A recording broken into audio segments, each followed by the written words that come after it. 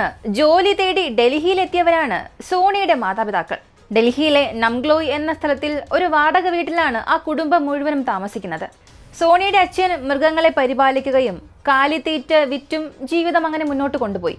അമ്മ വീട് തോറുമുള്ള ജോലി ചെയ്യാനും പോകും. ഉപജീവനത്തിനായി ഇങ്ങനെ കഷ്ടപ്പെടുന്ന ഒരു കുടുംബം. പണമില്ലാത്തത് കൊണ്ട് സോണിയ 10ന് ശേഷം പഠിച്ചില്ല.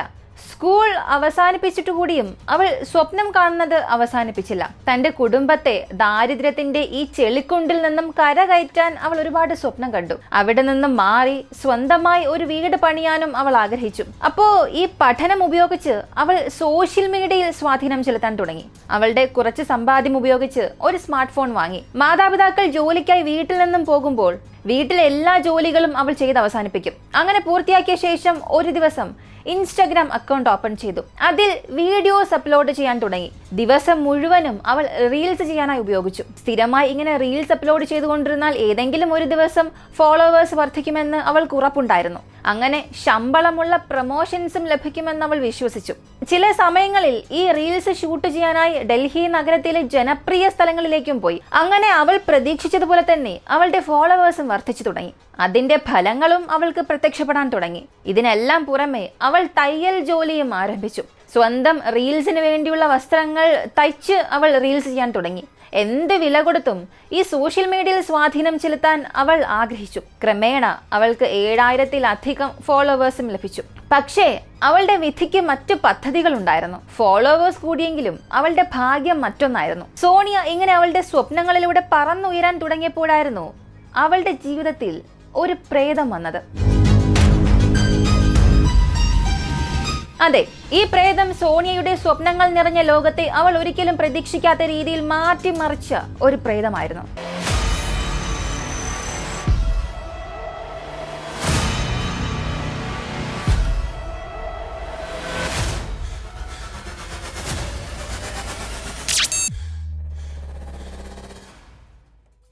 ഇങ്ങനെ സോണിയ സോഷ്യൽ മീഡിയയുടെ ലോകത്തിൽ പൂർണ്ണമായും മുഴുകി. അവളുടെ അഭിപ്രായത്തിൽ പണം സമ്പാദിക്കാനുള്ള ഒരേയൊരു മാർഗം അതായിരുന്നു. ഏകദേശം 1 വർഷം മുൻപ് സോണിയയുടെ ഭാഗ്യം മാറി. അവൾക്കൊരു 19 വയസ്സുള്ളപ്പോൾ അവളുടെ ജീവിതത്തിലേക്ക് ഒരു പ്രേതം കടന്നു വന്നു. അവർക്കിടയിൽ ഒരു പ്രണയവും തുടങ്ങി. ഈ സോ കോൾഡ് ഗോസ്റ്റ് ഒരു പാരനോർമൽ സിനിമയിലുള്ള ഗോസ്റ്റ് അല്ല, മറിച്ച് അവളുടെ രഹസ്യ കാമുകനായിരുന്നു അവൻ. അവനെ വളരെ സ്നേഹത്തോടു കൂടി അവൾ ഗോസ്റ്റ് എന്നായിരുന്നു വിളിച്ചത്, ഭൂത്. അവളുടെ പ്രണയത്തിന്റെ ആദ്യ ദിനങ്ങളിൽ ആ വ്യക്തിയെക്കുറിച്ച് കുടുംബാംഗങ്ങൾക്ക് കൂടുതലൊന്നും അറിയില്ലായിരുന്നു. പക്ഷെ കാലക്രമേണ സോണി അവരുടെ ബന്ധം ലോകത്തിന് മുൻപിൽ തുറന്നു കാട്ടാൻ തുടങ്ങി. അവളുടെ ഇൻസ്റ്റഗ്രാമിലൂടെ തന്നെ അത് കാണിച്ചു കൊടുക്കാൻ തുടങ്ങി. അവന് മൊത്തമുള്ള ചിത്രങ്ങളെല്ലാം അവളുടെ അക്കൗണ്ടിൽ പോസ്റ്റ് ചെയ്യാൻ തുടങ്ങി. സോണിയ അവളുടെ ഈ ഗോസ്റ്റിനെ വളരെ ഭ്രാന്തമായി തന്നെ പ്രണയിച്ചിരുന്നു. സത്യം പറഞ്ഞാൽ ലോകത്തിലെ മറ്റു കാര്യങ്ങൾ കാണാനോ കേൾക്കാനോ തരത്തിലായിരിക്കും ഈ പ്രണയം മനുഷ്യരെ അന്ധരാക്കുകയും ബധിരരാക്കുകയും ചെയ്യുക. സോണിയയുടെ കാര്യത്തിലും സമാനമായ കാര്യം സംഭവിച്ചു. അവളുടെ സ്വഭാവത്തിൽ ഒരുപാട് മാറ്റം വന്നു തുടങ്ങി. അതവളുടെ സഹോദരിയും അമ്മയും ശ്രദ്ധിച്ചു. അവളൊരു പ്രണയത്തിലാണെന്ന് അവർക്ക് മനസ്സിലായി. പക്ഷെ അവൻ ആരാണ്, എങ്ങനെയാണ്, അവൻ എവിടെ താമസിക്കുന്നു, എന്ത് ചെയ്യുന്നു ഒന്നും അവർക്കറിയില്ലായിരുന്നു. ഇതേക്കുറിച്ച് അവളോട് ചോദിക്കുമ്പോൾ താൻ ഒരു ഗോസ്റ്റുമായി പ്രണയത്തിലാണ് എന്നുള്ള ക്ലീശേ മറുപടിയാണ് അവൾ പറഞ്ഞത്. ദിവസം മുഴുവനും ഫോണിൽ സംസാരിക്കും. അവളുടെ പോസ്റ്റിലും ഇൻസ്റ്റാഗ്രാം റീലിലും സ്റ്റോറിയിലും ഫോൺ കോൺടാക്ട്സിലും എല്ലാം ഈ ഗോസ്റ്റ് മാത്രമേ ഉണ്ടായിരുന്നുള്ളൂ. പക്ഷേ സോണിയയുടെ ഈ ഗോസ്റ്റ് അവളെ വേദനാജനകമായ ഒരു അന്ത്യത്തിലേക്ക് നയിക്കാൻ പോകുന്നുവെന്ന് അവൾ അറിഞ്ഞിരുന്നില്ല. 2024 ഓഗസ്റ്റ് മാസത്തിൽ സോണിയ പെട്ടെന്ന് വീട്ടിൽ നിന്നും പുറത്തിറങ്ങുന്നത് തന്നെ അവസാനിപ്പിച്ചു. ഇത് അവളുടെ അമ്മ ശ്രദ്ധിച്ചു. സാധാരണ അവൾ അങ്ങനെ വീട്ടിൽ തന്നെ ഇരിക്കാറില്ല. റീൽസ് ഒക്കെ ചെയ്യാനായി അവൾ പുറത്തേക്കൊക്കെ പോകും, ദൂരെ എവിടെയെങ്കിലുമൊക്കെ പോയിട്ട് വരും. ഇപ്പോൾ അവൾ അങ്ങനെ ഒന്നും പോകാറില്ല, മുറിക്കുള്ളിൽ മാത്രം അങ്ങനെ ഇരിക്കും. കൂടാതെ അവൾക്ക് ഇടയ്ക്കിടയ്ക്ക് അസുഖമുള്ളതുപോലെ തോന്നി. പക്ഷേ ഈ അസുഖവും രോഗലക്ഷണങ്ങളും എല്ലാം അസാധാരണമായിരുന്നു. അവളുടെ അമ്മയ്ക്ക് എന്തൊക്കെയോ ഒരു സംശയം തോന്നി. അവളെ ഒരു ടെസ്റ്റ് എടുക്കാൻ തീരുമാനിച്ചു. അങ്ങനെ ഒരു സംശയത്തിന്റെ പേരിൽ ഒരു പരിശോധന നടത്തി. ആ സംശയം സ്ഥിരീകരിക്കുകയും ചെയ്തു. അവരുടെ 20 വയസ്സുള്ള മകളായ സോണിയ ആ സമയം 5 മാസം ഗർഭിണിയായിരുന്നു. അവിടെ മുതലായിരുന്നു സോണിയയുടെ ജീവിതം ഒരു വഴിത്തിരിവിലേക്ക് പോകാൻ തുടങ്ങിയത്. ഇവിടെ എന്ത് സംഭവിച്ചു എന്നറിയണമെന്നുണ്ടെങ്കിൽ ആദ്യം സോണിയയുടെ പ്രണയത്തെക്കുറിച്ച് നമ്മൾ അറിയണം. ഈ സംഭവം നടക്കുന്നതിന് 61 ആഴ്ചകൾക്ക് മുൻപ്, അതായത് ഏകദേശം ഒരു 15 മാസം മുൻപ് സോണിയ തന്റെ ഇൻസ്റ്റയിൽ ഈ ഒരു പോസ്റ്റ് ഇട്ടിരുന്നു. സോണിയ ഒരു ആൺകുട്ടിയെ കണ്ടുമുട്ടി. ഗോസ്റ്റ് എന്ന് സ്നേഹത്തോടു കൂടി അവൾ വിളിക്കുന്ന സഞ്ജു എന്നാണ് അവന്റെ പേര്. ഹരിയാനയിലാണ് അവന്റെ സ്ഥലം. പക്ഷെ സോണിയുടെ വീടിന് സമീപം അവൻ വാടകയ്ക്ക് താമസിച്ചു. 2023 ദീപാവലിയെ സഞ്ജുവിനെ ഡെഡിക്കേറ്റ് ചെയ്തുകൊണ്ട് സോണിയ ഈ ഒരു റീല് പോസ്റ്റ് ചെയ്തിരുന്നു.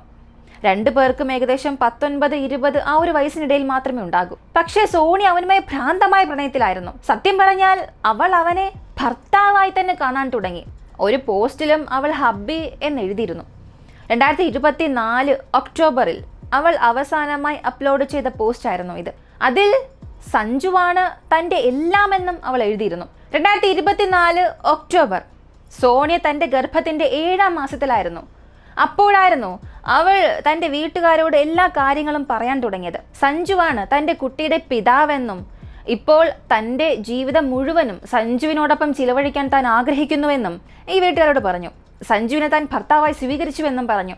സത്യം പറഞ്ഞാൽ ഈ സഞ്ജു തൻ്റെ കുടുംബത്തോടൊപ്പം മാതാപിതാക്കളോടും ജ്യേഷ്ഠനുമൊപ്പമാണ് താമസിക്കുന്നതെങ്കിലും അവർ അവനെ വീട്ടിൽ നിന്നും പുറത്താക്കി. ഇങ്ങനെയായിരുന്നു അവൻ അവളോട് പറഞ്ഞിരുന്നത്. അതേസമയം സോണിയുടെ ഡെലിവറി ഡേറ്റും അടുത്ത് വരികയായിരുന്നു. തനിക്ക് ജനിക്കാൻ പോകുന്ന കുഞ്ഞിന് വേണ്ടി അവൾ വളരെ ആകാംക്ഷയോടുകൂടി കാത്തിരിക്കുകയായിരുന്നു. അവൾ സഞ്ജുവിനെ അപ്പോഴും വിവാഹം കഴിച്ചിട്ടില്ലെങ്കിലും 2024 അവന് വേണ്ടി കർവാ ചൗത്ത് എന്ന ഒരു ഉപവാസം അവൾ അനുഷ്ഠിച്ചു. ഈ സമയമെല്ലാം സോണിയുടെ കുടുംബം തൻ്റെ മകൾ വിവാഹത്തിന് മുൻപ് തന്നെ ഒരു അമ്മയാകാൻ പോവുകയാണ് എന്ന ആശങ്കയിലായിരുന്നു. കൂടാതെ അവൾ വിവാഹിതയായ ഒരു പെൺകുട്ടിയെ പോലെ തന്നെ ജീവിക്കാനും തുടങ്ങിയിരുന്നു. ഇതെല്ലാം കണ്ട് അവളുടെ മാതാപിതാക്കൾ ആ ഒരു ബന്ധത്തിന് സമ്മതം അറിയിക്കേണ്ട ഒരു നിർബന്ധത്തിലേക്ക് വന്നു. ഈ കർവാ ചൗത്തിന്റെ അടുത്ത ദിവസം, അതായത് 2024 ഒക്ടോബർ മാസം 21, അന്നത്തെ ദിവസം പുലർച്ചെ ഏകദേശം ഒരു 4 മണിയോടുകൂടി സഞ്ജുവിന്റെ വീട്ടുകാർ ഒരിക്കലും തന്നെ അംഗീകരിക്കില്ല എന്ന് സഹോദരിയോട് പറഞ്ഞുകൊണ്ട് സോണിയ തന്റെ സാധനങ്ങളെല്ലാം പാക്ക് ചെയ്ത് സഞ്ജുവിന്റെ അടുത്തേക്ക് പോകാനായി വീട്ടിൽ നിന്നും ഇറങ്ങി. സോണിയയുടെ അമ്മ രജനി ദേവി രാവിലെ ഒരു 5 മണിക്ക് ഉറക്കമുണർന്നപ്പോൾ സോണിയ വീട്ടിൽ നിന്നും ഇറങ്ങിപ്പോയതായി ഇളയ മകൾ പറഞ്ഞു. തുടർന്ന് രജനി ദേവി സോണിയയുടെ നമ്പറിൽ വിളിച്ചു. ഫോൺ സ്വിച്ച് ഓഫ് ആയിരുന്നു. മണിക്കൂറുകളോളം ഇങ്ങനെ വിളിച്ചുകൊണ്ടേയിരുന്നു. ഒരു ഘട്ടത്തിൽ ഫോൺ അറ്റൻഡ് ആയി. പക്ഷെ അപ്പോൾ സോണിയയുടെ ശബ്ദമല്ല കേട്ടത്, മറുവശത്ത് സഞ്ജുവിന്റെ ശബ്ദമായിരുന്നു കേട്ടത്. ഞാൻ സഞ്ജുവാണ് സംസാരിക്കുന്നത്. നിങ്ങളുടെ മകൾ ഇപ്പോൾ നിങ്ങളെ വെറുക്കുകയാണ്. അവൾക്ക് ആരോടും സംസാരിക്കാൻ താല്പര്യമില്ല എന്നും പറഞ്ഞു. ദയവായി അവളെ ആരും വീണ്ടും വീണ്ടും വിളിച്ച് ശല്യം ചെയ്യരുത്. സോണിയുടെ അമ്മയ്ക്ക് ഇത് വലിയ ദുഃഖത്തിന് കാരണമായി. കരഞ്ഞുകൊണ്ട് അവർ അപേക്ഷിച്ചു, മകളോട് ഒരിക്കലെങ്കിലും സംസാരിക്കാൻ അനുവദിക്കണം. അവൾ എങ്ങനെയാണ്, ഏതവസ്ഥയിലാണ് എനിക്കറിയണമെന്ന്. കാരണം അമ്മയ്ക്ക് വല്ലാത്ത ദുഃഖമായിരുന്നു. മകൾ നിറവയറോടുകൂടി ഇരിക്കുകയാണ്. അവൾ ആ ഒരു ഘട്ടത്തിലാണ് വീട്ടിൽ നിന്നും ഇറങ്ങിയത്. അതുകൊണ്ട് അവളെക്കുറിച്ച് അറിയാനായി അമ്മയ്ക്ക് വല്ലാത്ത ആഗ്രഹമുണ്ടായിരുന്നു. പക്ഷെ സഞ്ജു ഒന്നിനും ചെവി കൊണ്ടില്ല, സംസാരിക്കാൻ സമ്മതിച്ചതുമില്ല. ഇങ്ങനെ സോണിയയുടെ കുടുംബം ദിവസം മുഴുവനും അവളെ ബന്ധപ്പെടാനായി ശ്രമിച്ചുകൊണ്ടേയിരുന്നു. പക്ഷെ അവരുടെ ശ്രമം എല്ലാം പരാജയപ്പെട്ടു. അതേ ദിവസം രാത്രി ഒരു 11 മണിയോടുകൂടി സോണിയയുടെ സഹോദരൻ മനീഷ് അവളുടെ നമ്പറിലേക്ക് വിളിച്ചു. സഞ്ജു ഫോൺ എടുത്തു. സഹോദരി എവിടെയാണ് എന്ന് മനീഷ് ചോദിച്ചപ്പോൾ മറുവശത്ത് സഞ്ജുവിന്റെ പിന്നിൽ നിന്നും മറ്റു ചില ശബ്ദങ്ങൾ കേൾക്കാൻ തുടങ്ങി. സഞ്ജുവിനൊപ്പം വേറെയും ചിലർ ഉണ്ടായിരുന്നു. എന്നാൽ അപ്പോഴാണ് മനീഷ് മറ്റൊരു ശബ്ദം കേട്ടത്. കുറച്ച് ആഴത്തിൽ കുഴിക്കുക എന്ന് സഞ്ജു ആരോടെ പറയുന്നത് മനീഷ് കേട്ടു. ഇത് മനീഷിന്റെ ഹൃദയത്തിൽ വല്ലാത്ത ഭയമുണ്ടാക്കി. ഉടൻ തന്നെ സോണിയെ കാണാനില്ല എന്ന് പോലീസ് സ്റ്റേഷനിൽ ചെന്ന് ഒരു പരാതി നൽകി. പക്ഷെ പോലീസ് ആ കംപ്ലൈന്റ് സ്വീകരിക്കാൻ തയ്യാറായില്ല. കാണാതായ ആൺകുട്ടിയും പെൺകുട്ടിയും പ്രായപൂർത്തിയായവരാണ്. നിങ്ങളുടെ മകൾ സ്വന്തം ഇഷ്ടപ്രകാരമാണ് പോയത്. ഇക്കാര്യത്തിൽ നിങ്ങളെ സഹായിക്കാൻ കഴിയില്ല എന്ന് പോലീസ് പറഞ്ഞു. ഇപ്പോ ആ കുടുംബത്തിന് എന്ത് ചെയ്യണമെന്നറിയില്ല. ഉടൻ തന്നെ സഞ്ജുവിനെ കുറിച്ച് അന്വേഷിക്കാൻ തുടങ്ങി. അവസാനം അവന്റെ വീട് കണ്ടെത്തി. അവിടെ പോയി ചോദിച്ചപ്പോഴായിരുന്നു അവർക്ക് ഒട്ടും പ്രതീക്ഷിക്കാത്തൊരു ഞെട്ടലുണ്ടായത്. അവിടെ അവന്റെ മാതാപിതാക്കളും സഹോദരങ്ങളും പറഞ്ഞത്, സഞ്ജു ഞങ്ങളെല്ലാം നിരസിച്ച് വീട് വിട്ടിറങ്ങി. അവനുമായി ഇപ്പോൾ ഞങ്ങൾക്ക് യാതൊരു ബന്ധവുമില്ല. അവനെ ഞങ്ങൾ പുറത്താക്കി എന്നായിരുന്നു ആ കുടുംബം പറഞ്ഞത്. മറ്റൊരു കാര്യം കൂടെ പറഞ്ഞു. അതായിരുന്നു ഏറെ ഞെട്ടലുണ്ടാക്കിയത്. സത്യത്തിൽ അവന്റെ പേര് സഞ്ജു അല്ല, സലീം എന്നായിരുന്നു. ഇതായിരുന്നു ആ കുടുംബത്തെ ഭയത്തിലാഴ്ത്തിയത്. എന്ത് ചെയ്യണമെന്നിപ്പോൾ ആ കുടുംബത്തിന് അറിയില്ല. പോലീസും സഹായിച്ചില്ല. സോണിയയുടെ കുടുംബത്തിലുണ്ടായിരുന്ന എല്ലാ വഴികളും ഇപ്പോൾ അടഞ്ഞു. അവൻ സത്യത്തിൽ സലീം എന്നറിഞ്ഞതോടെ അവരുടെ സംശയവും ഭയവും വർദ്ധിക്കാൻ തുടങ്ങി. അടുത്ത ദിവസം, അതായത് ഒക്ടോബർ മാസം 23-ന് സോണിയയുടെ സഹോദരന് പശ്ചിമ ബീഹാർ പോലീസ് സ്റ്റേഷനിൽ നിന്നും ഒരു ഫോൺ കോൾ വന്നു. നമ്പരില്ലാത്ത ബൈക്ക് ഓടിച്ച ഒരാളെ ഞങ്ങൾ പിടിച്ചിട്ടുണ്ട്. അവനെ പരിശോധിച്ചപ്പോൾ ചില രേഖകളും ആധാർ കാർഡും കണ്ടെത്തി. യഥാർത്ഥത്തിൽ ആ ആധാർ കാർഡ് സോണിയുടെയും അവളുടെ അച്ഛൻ്റെയുമായിരുന്നു. ഇത് കേട്ട് മനീഷ് ഉടൻ തന്നെ നംഗ്ലോയ് പോലീസ് സ്റ്റേഷനിലേക്ക്, അതിനുശേഷം ഈ വെസ്റ്റ് ബീഹാറിലെ പോലീസ് സ്റ്റേഷനിൽ നിന്നും അവനെ ഈ പോലീസ് സ്റ്റേഷനിലേക്ക് കൊണ്ടുവന്നു. അങ്ങനെ കൊണ്ടുവന്നപ്പോഴായിരുന്നു മനസ്സിലായത് അത് സഞ്ജു എന്ന സലീമായിരുന്നു. ആ സമയത്ത് പോലീസ് അവനോട് സോണിയെക്കുറിച്ച് ചോദിച്ചപ്പോൾ അവൻ പറഞ്ഞത് സോണിയ അവളുടെ കുടുംബവുമായി യാതൊരു ബന്ധവും പുലർത്താൻ ആഗ്രഹിക്കുന്നില്ല. അവളെ നിങ്ങൾ ശല്യം ചെയ്യരുതെന്ന് വളരെ കാഷ്വലായി അവൻ പറഞ്ഞു. പക്ഷെ പോലീസ് അവനെ കർശനമായി ചോദ്യം ചെയ്തപ്പോൾ അവൻ സത്യം പറയാൻ തുടങ്ങി. സലീം വളരെ സമർത്ഥമായി തന്ത്രപരമായി സോണിയെ കുടുക്കിയതായിരുന്നു. ഒക്ടോബർ മാസം 21 രാവിലെ അവളുടെ സാധനങ്ങളെല്ലാം പാക്ക് ചെയ്ത് സോണിയ വീട്ടിൽ നിന്നും ഇറങ്ങിയപ്പോൾ ഈ സഞ്ജു എന്ന സലീം വാടകയ്ക്കെടുത്ത കാറിൽ അവളെ കയറ്റാൻ വന്നിരുന്നു. സോണിയെ കൂട്ടിക്കൊണ്ടുപോയ ശേഷം വഴിയിൽ വെച്ച് സുഹൃത്തുക്കളായ പങ്കജിനെയും ഹൃത്തിക്കിനെയും കൂടെ കൂട്ടി.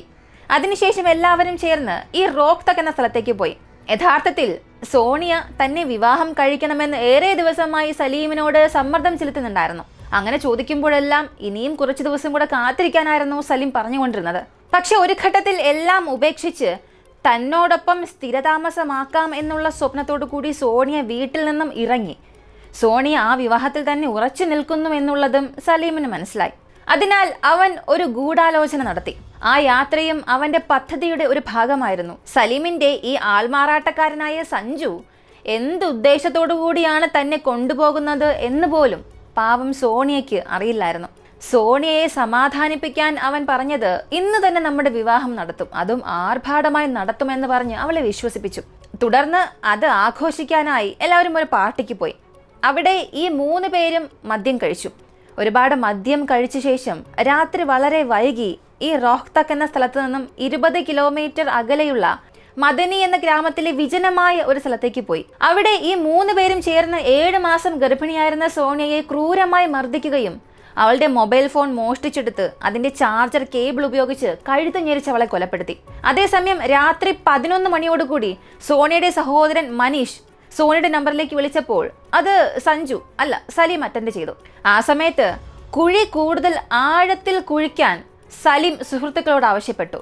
ഇത് മനീഷ് കേൾക്കുകയും ചെയ്തു. പിന്നെ സോണിയയെ അതേ 4 അടി താഴ്ചയുള്ള കുഴിയിൽ കുഴിച്ചിട്ട ശേഷം ആരും സംശയിക്കാതിരിക്കാൻ അവർ തിരികെ ഡൽഹിയിലേക്ക് പോയി. സോണിയ തന്റെ സ്നേഹവും ജീവിതവും മുഴുവനും അവന് നൽകി. അവനെ ഒരു ആത്മസുഹൃത്തായി അവൾ കണക്കാക്കി. അവന്റെ കുഞ്ഞിന് അമ്മയാകാനും അവൾ തയ്യാറായി. എന്നാൽ അവൻ ഒരു മൃഗമായി മാറി ആ പെൺകുട്ടിയുടെ ജീവൻ തന്നെ എടുത്തു. എന്തിനധികം സോണിയയുടെ ഗർഭപാത്രത്തിൽ വളരുന്ന കുഞ്ഞിനെ പോലും അവൻ വെറുതെ വിട്ടില്ല. ഈ ഗൂഢാലോചന മുഴുവനും സലീം പോലീസിനോട് വിവരിച്ചു പറഞ്ഞു. വിവാഹം കഴിക്കാൻ സോണിയ തന്നെ നിരന്തരം സമ്മർദ്ദം ചെലുത്തുന്നുണ്ടെന്നും താൻ അതിന് ആഗ്രഹിക്കുന്നില്ല എന്നും തയ്യാറായില്ല എന്നും അവൻ പറഞ്ഞു. കുട്ടിയെ ഗർഭപാത്രത്തിൽ വെച്ച് തന്നെ നശിപ്പിക്കാൻ അവൻ പലതവണ സോണിയോട് ആവശ്യപ്പെട്ടിരുന്നു. പക്ഷെ സോണി അതിന് സമ്മതിച്ചില്ല. അതും അവനൊരു ദേഷ്യത്തിന് കാരണമായി. പിന്നീട് സലീമുമായി സ്ഥിരതാമസമാക്കാനും അവൾ ആഗ്രഹിച്ചു. ഒടുവിൽ സോണിയയെ തന്റെ പാതയിൽ നിന്നും എന്നേക്കുമായി ഇല്ലാതാക്കാൻ അവൻ പദ്ധതിയിട്ടു. സലീം വളരെ സമർത്ഥമായി സോണിയയെ തന്റെ പ്രണയക്കെണിയിൽ കുടുക്കി. ഈ പ്രണയക്കെണിയിൽ കുടുക്കുക മാത്രമല്ല, അവൻ ഹിന്ദു മതത്തിൽ നിന്നുള്ളവനാണെന്ന് വിശ്വസിപ്പിക്കുകയും ചെയ്തു. അവളോടൊപ്പം എല്ലാ ഹൈന്ദവ ആഘോഷങ്ങളും ആഘോഷിക്കുകയും ചെയ്തു. ചില സമയങ്ങളിൽ സോണിയയുടെ വീട്ടിൽ ആരുമില്ലാത്തപ്പോൾ സലീം പലപ്പോഴും ആ വീട്ടിൽ വരുന്നതായും പോകുന്നതായും കണ്ടതായി ഈ പരിസരവാസികൾ പോലീസിനോട് പറഞ്ഞു. തുടർന്ന് ഈ സഞ്ജുവിന്റെയും സലീമിന്റെയും ഐഡികൾ പരിശോധിച്ചു. അന്വേഷണം നടത്തിയപ്പോൾ ഈ സോണിയയെ ഒഴിവാക്കിയതിനു ശേഷം അവൻ അവന്റെ ഇൻസ്റ്റഗ്രാം ID പേര് മാറ്റി. സഞ്ജു 17 എന്നതിൽ നിന്നും സലീം 17 എന്നാക്കി മാറ്റി. എന്നാൽ ഈ കേസിൽ ഇനി നിരവധി കാര്യങ്ങൾ അറിയേണ്ടതുണ്ട്. ആദ്യം സോണിയ അവന്റെ ഈ സത്യങ്ങളെല്ലാം അറിഞ്ഞിരുന്നോ? മരിക്കുന്നതിന് മുൻപ് ഈ സത്യങ്ങളെല്ലാം അറിയിച്ചിട്ടാണോ അവളെ കൊന്നത്? അല്ലെങ്കിൽ ഏതെങ്കിലും വിധത്തിൽ അവൾ അറിഞ്ഞോ? അതിനെക്കുറിച്ച് അറിയില്ല. അവന്റെ ഈ കെണിയിൽ കുടുങ്ങിയ പെൺകുട്ടി സോണിയ മാത്രമാണോ? അല്ലെങ്കിൽ ഒരുപാട് പെൺകുട്ടികളിൽ സോണിയയും ഒരു പെൺകുട്ടി ആയിരിക്കുമോ? കാരണം അവൻ അവന്റെ ഇൻസ്റ്റഗ്രാമിലെ യൂസർ ID 10 തവണയോളം മാറ്റിയിട്ടുണ്ട്. പക്ഷെ ഒരു കാര്യം ഇവിടെ വ്യക്തമാണ്. സോണിയയെ തന്റെ പ്രണയത്തിൽ കുടുക്കി മുതലെടുക്കുക എന്നതായിരുന്നു അവന്റെ ഉദ്ദേശം. അതുകൊണ്ടാണ് സോണിയയെ പ്രണയിക്കുന്നതായി നടിക്കുകയും വിവാഹ വാഗ്ദാനം നൽകി അവളുമായി ശാരീരിക ബന്ധം പുലർത്തുകയും ചെയ്തത്. അതുമൂലം സോണിയ ഗർഭിണിയാവുകയും ചെയ്തു. അവസാനം അവളുടെ ജീവൻ നഷ്ടമാവുകയും ചെയ്തു. ഇപ്പോൾ ഈ 3 പേരും പോലീസ് കസ്റ്റഡിയിലാണ്. അന്വേഷണം നടന്നുകൊണ്ടിരിക്കുന്നുണ്ട്. സലീമിന്റെ കുടുംബം ആദ്യം പറഞ്ഞത് അവനുമായുള്ള എല്ലാ ബന്ധവും അവസാനിപ്പിച്ചു. അവനെ വീട്ടിൽ നിന്നും ഞങ്ങൾ പറഞ്ഞയച്ചു, അവനെ വീട്ടിൽ നിന്നുമൊക്കെ പുറത്താക്കിയെന്നൊക്കെ വലിയ കാര്യത്തിൽ പറഞ്ഞ ആ കുടുംബം തന്നെയാണ് ഇന്ന് അതേ ആളുകൾ സലീമിനെ രക്ഷിക്കാൻ പരമാവധി ശ്രമിക്കുന്നുമുണ്ട്. എന്തായാലും ഈ ഒരു കേസിനെ കുറിച്ചുള്ള നിങ്ങളുടെ അഭിപ്രായം എന്താണെന്ന് കമന്റിൽ പറയുക. ഇന്നത്തെ യുവതലമുറ സോഷ്യൽ മീഡിയ ഉപയോഗിക്കുന്ന അല്ലെങ്കിൽ കൈകാര്യം ചെയ്യുന്ന ആ ഒരു രീതിയെക്കുറിച്ച് നിങ്ങൾ എന്താണ് ചിന്തിക്കുന്നത്? നിങ്ങളുടെ അഭിപ്രായങ്ങൾ കമന്റിൽ പ്രതീക്ഷിക്കുന്നു. ഈ ഒരു വീഡിയോ ഇഷ്ടമായാൽ മറക്കാതെ ലൈക്ക് ചെയ്യുക. ഇങ്ങനെയുള്ള വീഡിയോസ് കാണാൻ താല്പര്യമുള്ളവരാണ് നിങ്ങളെങ്കിൽ ഇപ്പോൾ തന്നെ നമ്മുടെ ചാനൽ സബ്സ്ക്രൈബ് ചെയ്യുക. മറ്റൊരു വീഡിയോയുമായി വീണ്ടും കാണാം.